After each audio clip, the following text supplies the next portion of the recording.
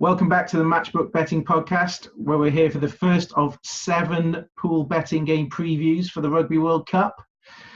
Joining me again, pleased to say, got We Love Betting's Mark O'Hare and the big man himself, Aidan Sully O'Sullivan, who's fresh from some superb betting in the opening game. I'm sure you're going to tell us about a big winner now, Sully. How did you get on? No, absolutely not. Those pesky Russians, what did I tell you? Plus 42. We were all over. We should have been all over that plus 42. I will admit I backed over 49.5 towards the end of the first half. Honestly thought that Japan would run the legs off them in the second half, but got to give it to the Russians. But Japan were pretty brutal. They were poor, weren't they? I thought I was watching like my old team from school playing, the amount of knock-ons I saw. You know, like when you're playing rugby back in the day when you're a kid and it gets to 13 and the ball gets knocked on and you get a scrum and this just repeats endlessly. That kind of felt like that sort of game today. And all they probably had to do was just go through the phases and they would have been able to probably have the numbers on Russia. And just the kicking as well was absolutely diabolical. They're not a team that kicks it generally. I don't really know why they would change their style going into this one, and especially against a big pack like the Russians. And those backs were like second rows as well. You just got to keep the ball in play and keep it moving. But anyway, onto the big ones this weekend. Let's be honest, that was never going to be a game that we were going to spend too much time on anyway. No, absolutely not. It's a game we can quickly forget about and move on and pretend it never happened. Because there's some absolute crackers coming up this weekend. Some of the best games of the tournament, arguably. Possibly even the game of the tournament to kick off with. The final before the final, New Zealand, South Africa. Been a very active betting market this morning. You're telling me, Sully, what's been going on? Exceptionally active. South Africa being smashed in. I mean, we were talking yesterday and they were about 3.6 easily available on South Africa in the match odds with Matchbook. Currently 3.04. Obviously New Zealand on the drift at 1.54. You can back that draw at 22-1. Main handicap line 5.5. Again, a week or two ago, you still probably could have got 7.5. I'm beginning to think New Zealand might be value at this stage, even though my ratings with South Africa probably have them probably a bit less than this, but I think the value is gone here. I mean, Mark, what are you making of this market? I think prior to this we might have had a fairly solid view of where we saw the value in this, but the way the market's moving at the minute, has that changed your thoughts on this? What's your general view of where to be betting on this game? Yeah, it's getting very close to that. I still think if you can get 6.5, then great. I prefer 7.5 with the South African start, but it's quite a significant figure in rugby terms with the converted try. Really, I can see it being a one-score game for sure. I do think these two are a fraction closer than the odds suggest, as Sully does too. But when the betting opened for this match, the Springboks were double-digit underdogs. It's been an amazing move, really, and it's easy to see why. The previous 4 head-to-heads have been settled by no more than 2 points. The last 3 games, the aggregate scores are level between the two teams. And even before that, even before the Springboks resurgence, 8 of the last 10 have been settled by 7 points or fewer as well. So, that's when South Africa are a bit of a rabble. They're not these days. Just made one change to the team that went to Wellington and picked up a draw. They're a stronger team for it, with Khaleesi coming back into the 15 as well. So, and South Africa seem to know what's required to beat New Zealand. That rush defence, the physicality, peppering Bridge and Sevier Reese under the high balls as well. Pollard there to orchestrate things and kick the goals. The pack's competitive, the set piece is strong. In the loose, they're decent. There's very few weaknesses there. So I've still got to be kind of with South Africa if you can get the 6.5 for sure. But I'll just kind of go over the issues I had with New Zealand when we talked about the outright preview, really. The switch to the 2 playmaker system, which he's gone with again here. I know that's to try and beat this rush defence, but I think I'd be happier and more comfortable if Ben Smith was there at fullback. Adds a bit of assurance, a bit of authority as well.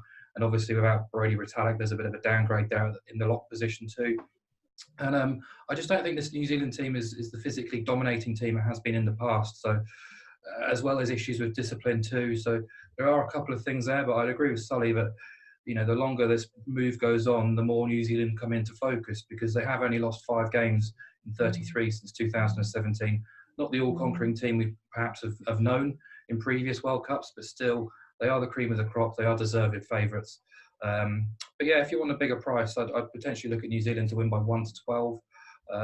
I've looked at the conditions. There is rain about. I don't think it's as bad as we probably first expected it to be, but New Zealand are well accustomed to playing in the wet weather as well. So I don't think there's any huge advantage there. So Yeah, slight lean towards South Africa, but as the line creeps down, it's becoming less and less attractive. And where are you standing on this? So you said you were starting to lean a little bit towards New Zealand, but Well, I probably not far enough, Al. I think still, if look, I was quite happy to back this yesterday at 3.55 to 2. But now when it gets closer to 2 and 1, I probably still will have a bid on South Africa. I don't want to take them plus 5.5, plus 6.5. I think looking at the weather, it should be not bad. Like Mark says, a bit of rain there. Total is currently about the 44.5 mark, which would indicate some rain, but wind seems to be okay as well. The typhoon seems to have disappeared. I'm probably going to have a small play on South Africa. If I could get them closer to maybe 3.2, there might be a bit of buyback on New Zealand, I would suspect, because a lot of people are going to view it the way we are now, that if this move continues on South Africa, they'll come back in on New Zealand and we might get a bit of value. I'm going to have maybe a 1-point play on South Africa in the match odds. Don't really want to take the point spread. But like I said, this is probably going to be the last opportunity this tournament that you're going to even get South Africa 3.0 or 3.2. So you might as well take it now. Absolutely. I mean, in terms of the kind of the weird, slightly weird dynamic of this one is the opening game. There's an argument about whether you even want to win this group. Do you think that that's going to have any kind of impact? Do you reckon this will be the same kind of intensity you saw in the Rugby Championship, or is it going to be slightly off the pace? I take that point. I was kind of having to think about this. Technically, if you were the loser in this, it's probably the easier route to the draw, but I don't think either of these teams are wired that way. I think they probably want to put down a marker fresh off that draw in Wellington. South Africa will probably think that they nearly could have won that game. They were probably looking to get away with a draw. New Zealand definitely think that they should have won that game. They had that game closed out up to 79 minutes. I do believe the South African pack have it over the New Zealand pack, especially in the front row. That South African front row, Malherbe at 3, Kitsoff at 1, and Malcolm Marx, they're absolute beasts. And even the guys that come off the bench are pretty strong there. I think that's a weakness for New Zealand. And I do kind of like the dynamic with Kane and RDCV in the back row, but South Africa, if there is any bit of rain there, they will have it over them in the pack, and I'd expect them to win the game up there first of all. Yeah, I mean, generally our view here is that South Africa are just closer to New Zealand in the ratings. That's exactly it. So, if you're getting over 2 to 1 on them in that terms, where they're probably, in my mind, probably more of a 2.6 shot, 2.7, and if you can get them at 3.2, then just for that alone, it's worth a small play. Yeah, absolutely. Let's move on to one of the other big games of the weekend, France Argentina. I mean, there's only one place to come first up, Le Sully. Tell us what you think.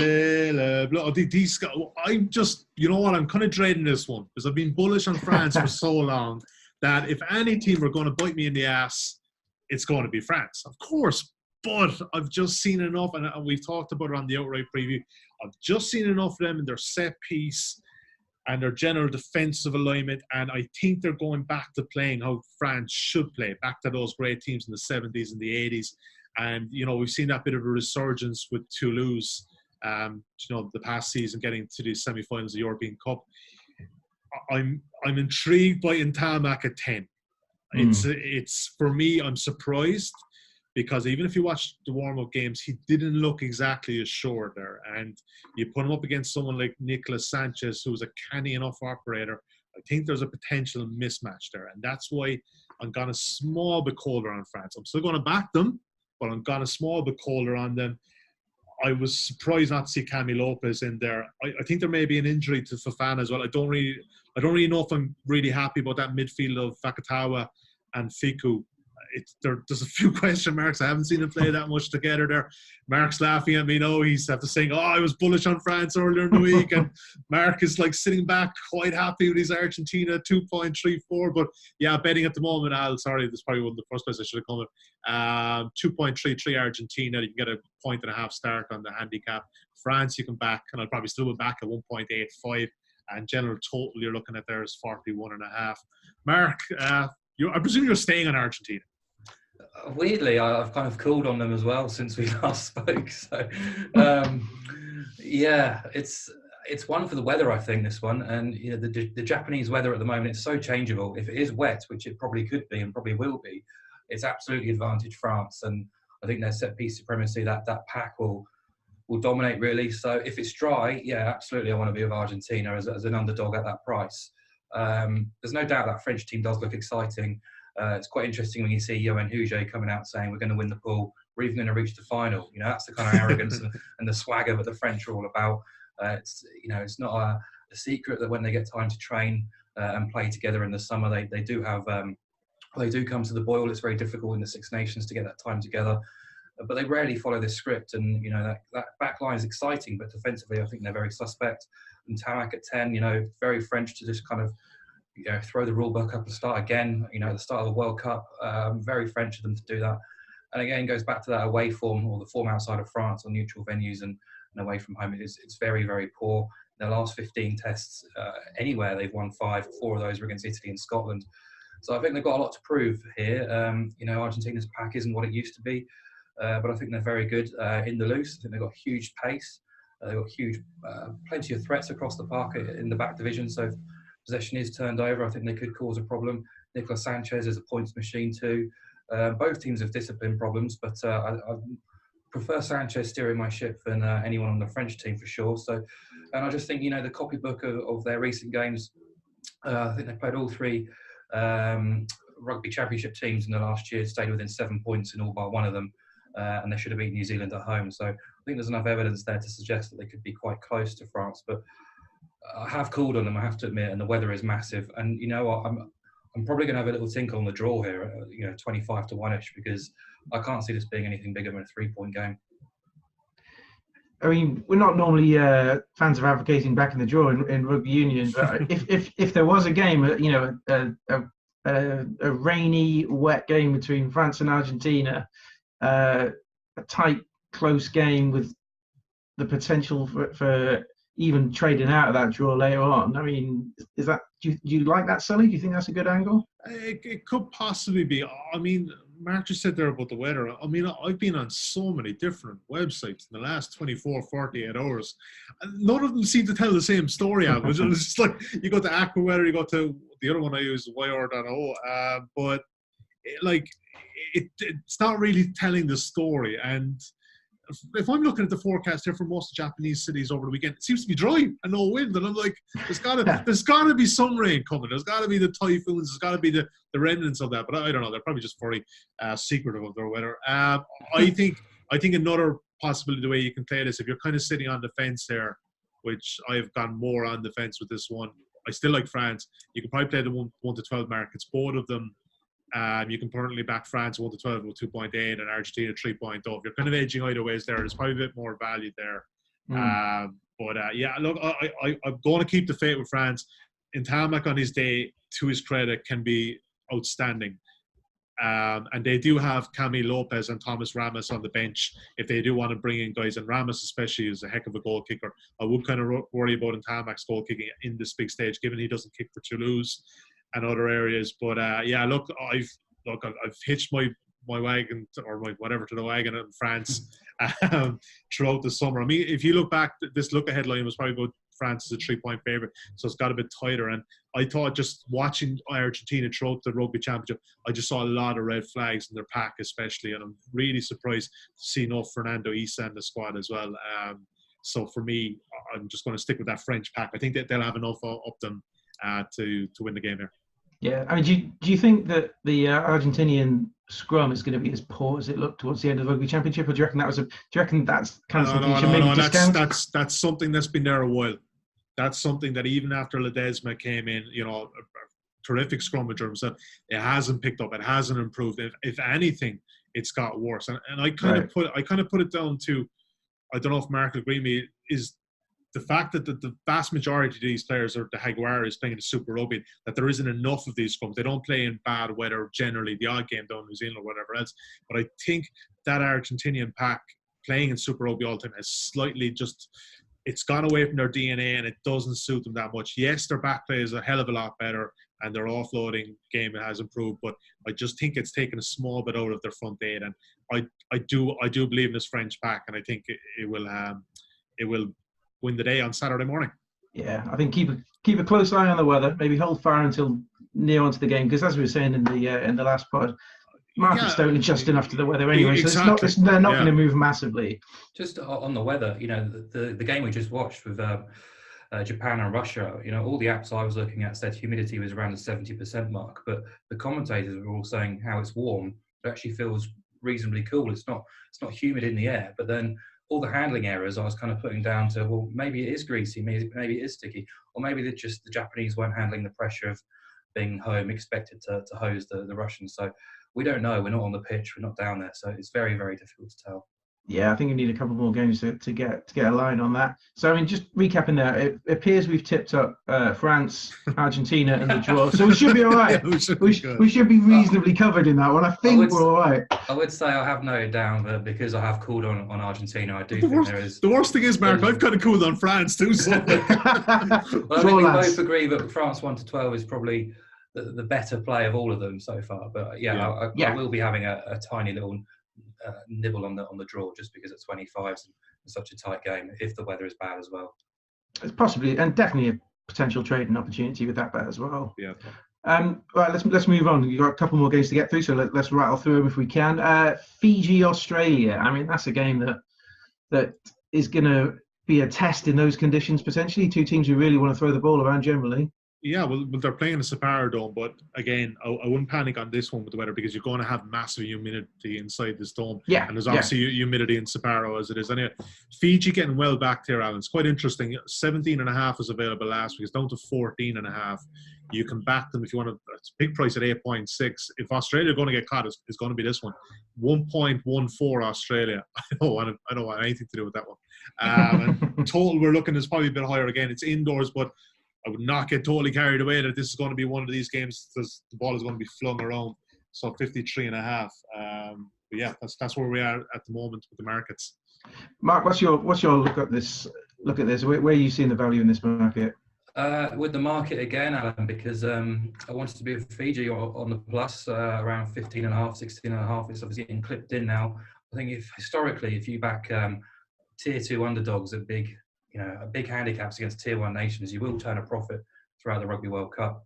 Not life-changing sums, obviously, but decent enough returns. And I think Fiji are one of the teams to definitely follow in these sorts of situations. I think they've covered the spread in 7 of 10 World Cup games against tier 1 teams. Going back 4 years ago, one of those matches was against Australia. They were given a 26-point start, lost by 15, which is obviously where the handicap is landing around here. Right. The only reason I mentioned that 4 years ago is Fiji stayed within 15. It was the second game of the Rugby World Cup, and 5 days previous they had to play England in the opener, which is obviously a really, really difficult schedule. They played England, Wales and Australia 4 years ago in a space of 2 weeks, stayed within the handicap on each occasion. That obviously isn't the issue here, and if you're going to have a tier 2 team make a bit of a splash, it's going to be in the first game. We've seen that with Russia now against Japan. I think if you look at the 15, it's incredibly exciting, stacked with quality. The back row looks very good. The second row looks good. The backs, obviously. I think if ever there was a warning sign about this Fijian team, it was in France last November. They are very capable and they can bloody a nose. It's just whether they can combat Pocock Hooper, those two in the Australian pack. Their discipline is also questionable too, but I think Australia have their issues too. Obviously, I like the mix of physicality and pace and the playmakers in the back division. Their scrums improved a lot too.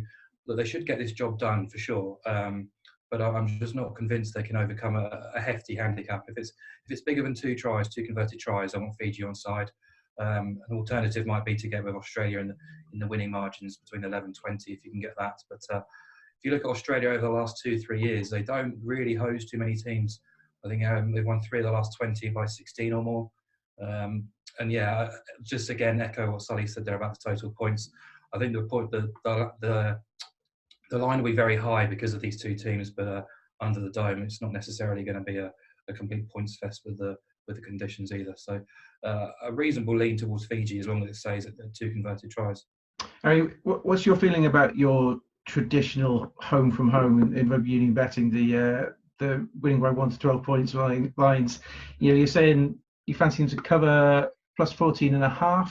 That's 1.9 right now on Matchbook. If you're looking at Australia 1 to 12, that's nearly 3.6. Is there any value in that, do you think? Yeah, I think so. I think, as I said, it's a lot closer than it looks, as Sully said as well. I wouldn't go nowhere near Australia at those kind of match odds prices or even consider it. So you have to think outside the box, and that's when the winning margins come into play. So I'd probably prefer 11 to 20 if you could get 11 to 20 rather than 1 to 12. But I suspect Fiji will keep this very competitive. You got a view on this, Sully? Where are you looking? Yeah, I'm kind of with Mark on this one. He echo a lot of what he said. That France game last year in Lille was a big kind of tell for me. They have got their set piece a lot more efficient, whereas before teams were, it's you don't have to be, a rocket scientist to figure out that the way to beat Fiji is keep this game tight. You do not want to get anything loose or anything 7-ish. So you have to keep it tight. France tried to do that up in Lille. It didn't work. Their set piece is a whole lot better. That back row for Fiji, Pocock and Hooper are going to have to be on it, because Yato and Vilmata at 7 and 8 especially are absolute beasts. I'm looking at Mata here. He's I'll just give you a flyer here for first try scorer one. He's 37.0 for first try scorer. This guy is an exceptional ball carrier. He's been ripping it up for Edinburgh all year under Pro 14, and that to me is really insulting kind of price. But again, I can understand it because they're the outsiders and Australia are going to be the favourites in this. I just have doubts over this backline for Australia as well. I've said it before on the Outright podcast. Leo Fano at 10, great guy, good goal kicker. For me, he's more of a 12. I don't know if he can really boss the game. I don't really like James O'Connor at 13. Karevi's done well. Corbetti's a cracking player on the wing as well. But I always felt when Australia, from their attacking game, they were going well was when they had Foley going at 10 and Beale at 12 and Fallow at 15. Obviously, Fallow's not there, but the first two guys are there. And I just think they're just missing a trick there. I will put a bit of a caveat there as well, though, with Australia. Before their set piece would have struggled, their scrum has improved massively. As much as Fiji's set piece has improved, their scrum is probably still their weakness. Their line-out is far more efficient. But if it becomes a game of scrums, Australia could have them for dinner. But at 14.5, with just staying outside that 2 converted tries at 1.91, when playing that, I'm taking Fiji with the start. Yeah, that makes sense. Moving on to probably the game that captures the most interest for you two this weekend. The tier 2 nations in the Six Nations, Ireland versus Scotland. I'm just kidding. Zing! I'm just kidding. Mark, where are your initial thoughts on? Actually, no. Sully, talk us through the prices first. Apologies. Again, bit of support here for Scotland. I think this may be a bit weather related, but I would caution approach here with backing Scotland in the wet weather. 8.5 is the current line. It's a bit early for the totals because obviously we're recording this on Friday afternoon. This game is Sunday morning, so we're looking probably at 24 to 36 hours for the totals. But yeah, Mark, all yours. Take it away. Cheers. Dreading it, to be honest. I hate to be that guy again, but weather is the enormous factor. Probably out of all the matches, I think this is where weather could play a huge, huge role. There is supposed to be rain about in Yokohama, not as bad as it was previously forecast at the start of the week. But as we keep saying, Japanese weather, we've no idea what's going to happen. So we could probably do a whole podcast on Japanese weather this day. Forget about this rugby stuff. Very soothing. It's kind of obvious, really. Ireland want rain because it negates Scotland's running game, plays into the Irish forward dominance. He'd also back Johnny Sexton over Finn Russell in a tactical battle in wet conditions. So Scotland want the dry weather because that's how they play their best rugby. I'm just a little bit surprised by Joe Schmidt's decision to start Lama at 15 over Conway. I thought those two would be reversed. I thought Conway would be at fullback and Lama on the wing. I know he's got more recent experience for Ireland and Leinster playing 15, but I just think Conway's a bit more assured on the high ball in testing conditions. Scotland will try and test him out for sure. He's had a few dodgy games there at 15. You'd want Rob Kearney there for a bit more assurance, but that's not possible. Robbie Henshaw is a blow, but I think we can survive without him. I think that centre partnership is decent enough. Obviously, the head-to-head is very Irish-focused. Ireland have won by 9 or more in 5 of 7 against Scotland under Schmidt. And if you exclude the top 5 in the rankings, which are New Zealand, England, South Africa, Wales, Ireland have won by 9 or more in the last 6 games against Tier 1 opponents since last November. So I can see why the handicap is where it is, but it's not really one for me.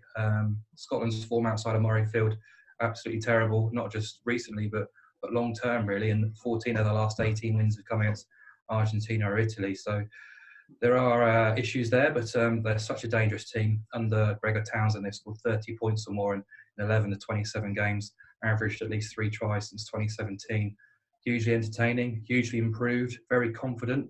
They're comfortable being underdogs as well. So I think I want slightly more on 9 than 8 if I was going to get with Scotland. But I think the bet for me here is Ireland by 1 to 12 at 2.6 or above. I just think there's enough dominance there in the pack, and hopefully the rain will come and Ireland will dog it out and just do what's enough and do what's required, really.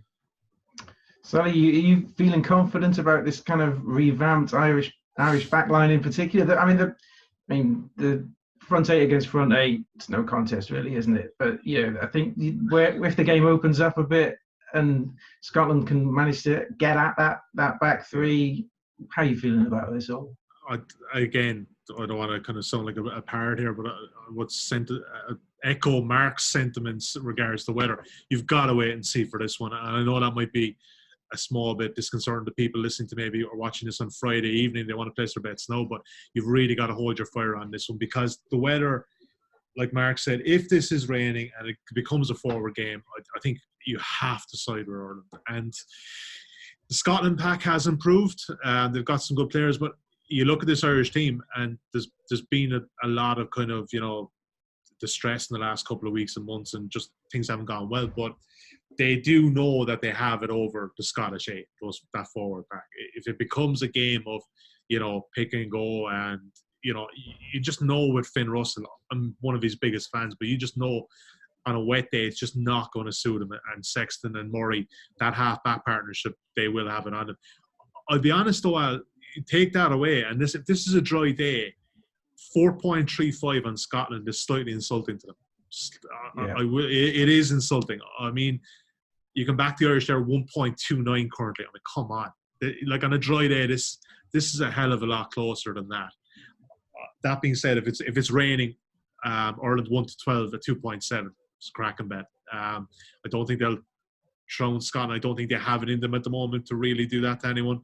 Mark is right about Larmour. Should be Conway at 15. I wouldn't be surprised to see him go back there for a lot of defensive alignments, and it may be just from an attacking sense that Larmour hits into the line. There might be a lot of rotation there, so I wouldn't get too bogged down about that.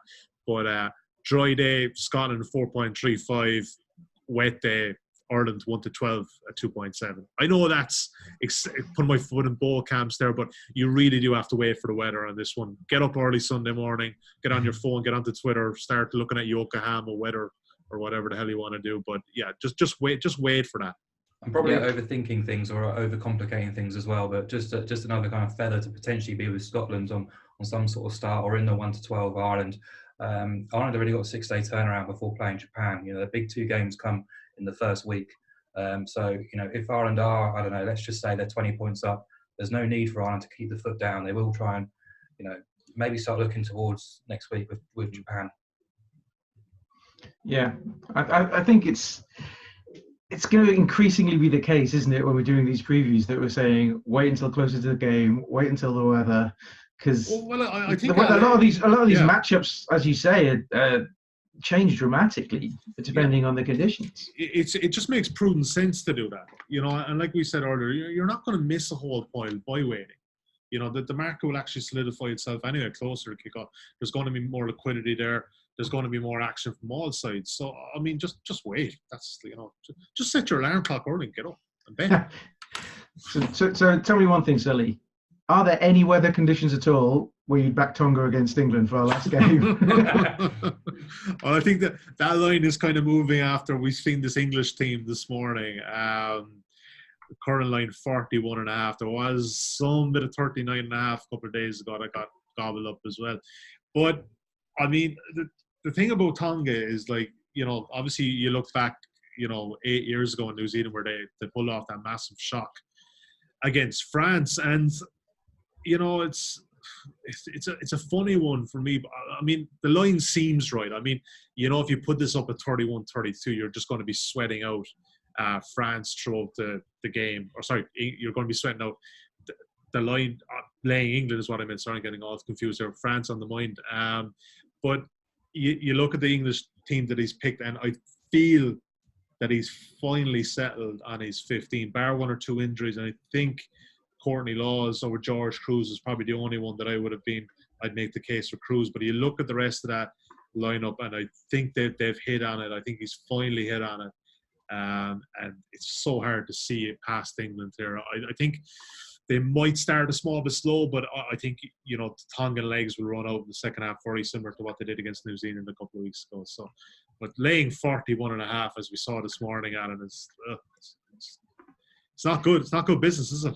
No, I mean, if there's any team in world rugby, even probably ahead of New Zealand, who like to bully teams, who like to just smash into them and just keep scoring and scoring and scoring, it's England. And they've got players to bring off the bench as well to carry on doing that. I mean, if there's any team I'm comfortable backing big handicaps with, it's probably England. I'd probably look at one try scorer here, and maybe the cat is out of the bag one because his ball carrying skills have improved so much in the last couple of months.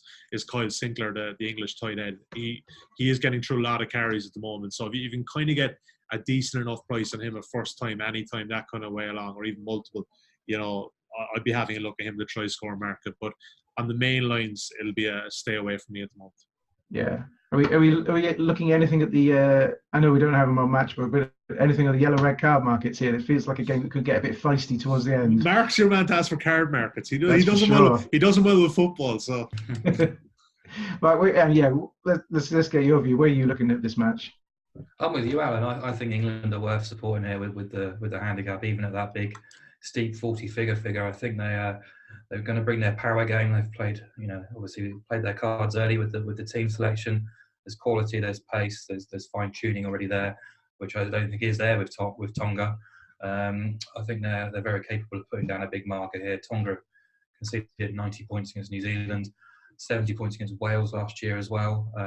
They do have a decent handicap record in the Rugby World Cup, but they're not in the rest of Nicks at the moment. They've got about 15 players ineligible.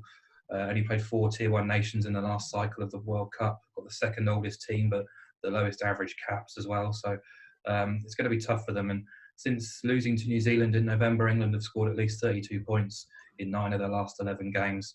Scored tries inside the opening 3 minutes in 7 of those 11 as well. So they start fast and they go and put their foot down thereafter. So I wouldn't be too surprised if England cruised past this figure.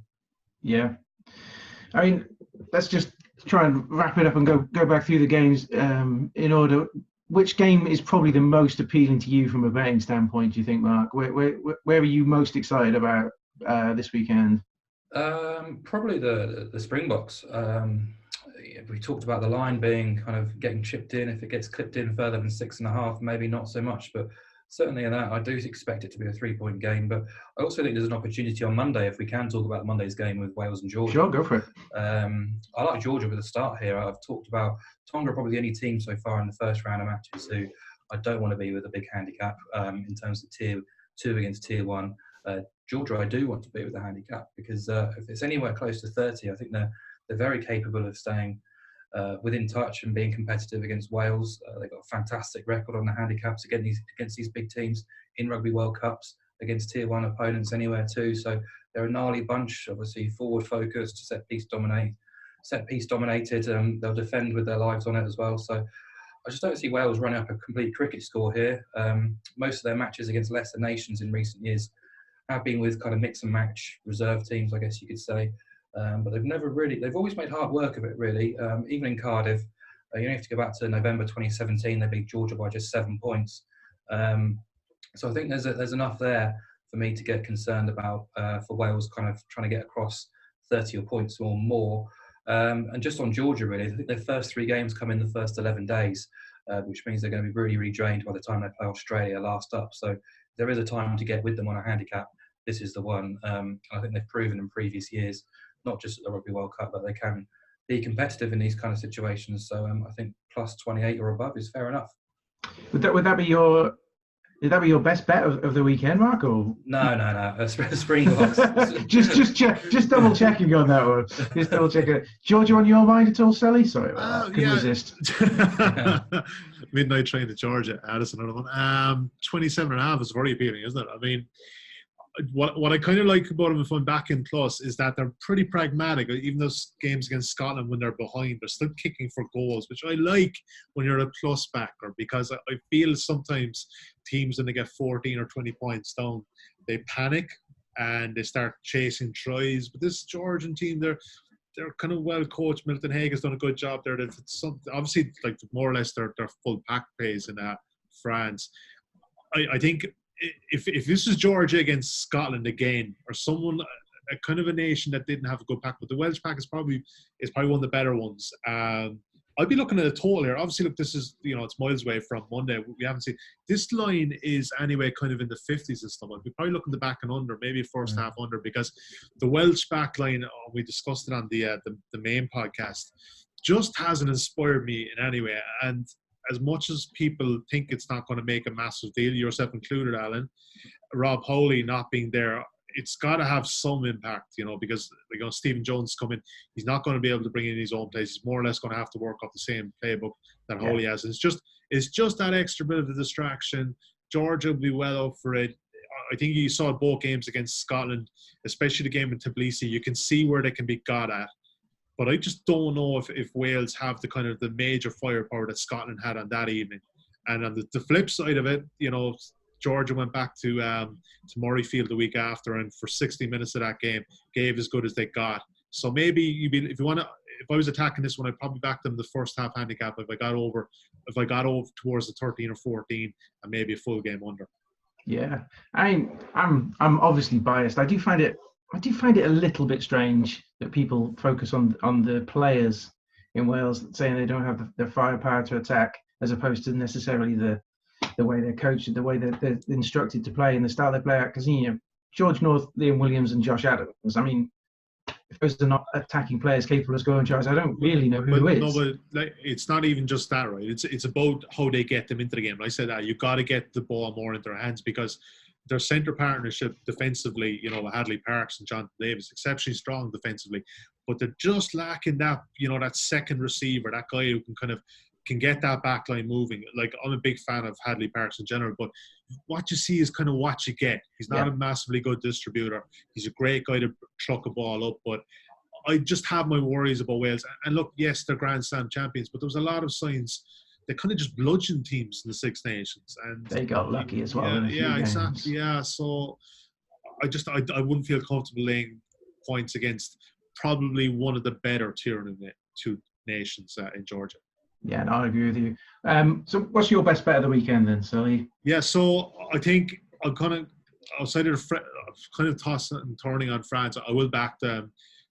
I've got to kind of put my money where my mouth is in South Africa. If I kind of trust my ratings anyway, there's still value at 3.1, 3.2. They still should be closer to a 2.7 shot. So similar to Mark, I'll probably just back them in the match odds in a very tight game.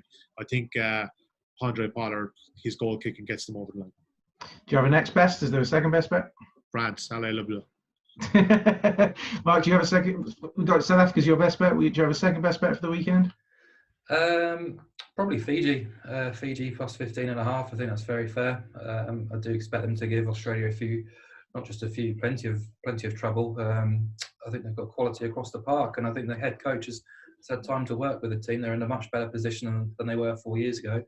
As we saw 4 years ago, despite their horrible schedule and really difficult fixtures and pool, they came through it with 3 handicap wins. So why not here?